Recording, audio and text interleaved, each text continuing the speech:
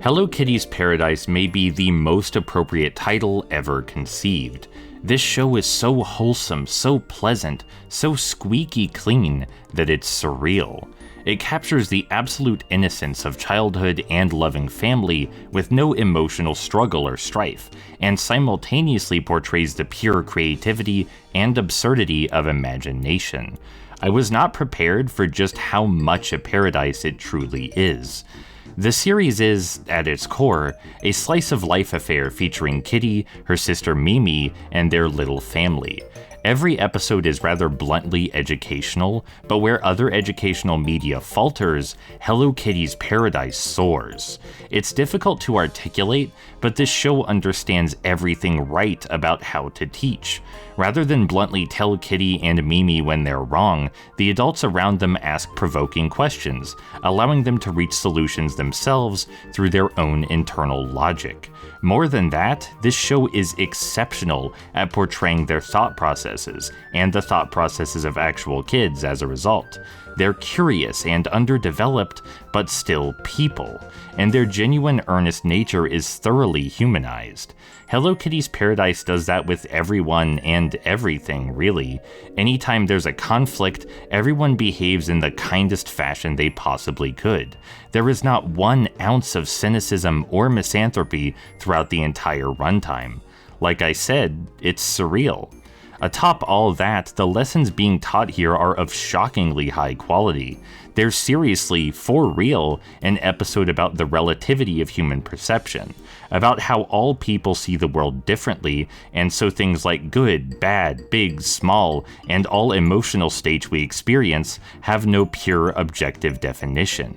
Because each of us is a unique soul, it's important to respect and cherish the perspectives of others. That very same episode even drops this absolutely killer line about the value of imagination. And that's one of the reasons why reading's so much fun. Everyone sees things a little bit differently, and we all become part of the story as we go along with it. There's also an episode about the importance in challenge and how frustration is a natural, valuable, and expected component of growth. And an episode about using rainbows as an allegory for inclusivity and open expression. And even, if you can imagine, an episode about storytelling tropes. Kitty and Mimi start talking about common cliches in the stories they read, and they set out to fashion their own tale, one which subverts the traditional expectations of the format.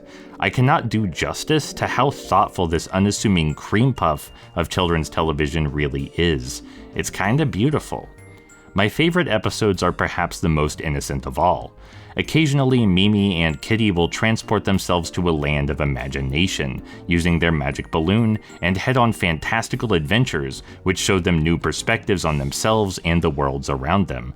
They'll craft castles in realms made entirely of paper, reformulate formula race cars in another, and even solve the mystery of a town frozen in time.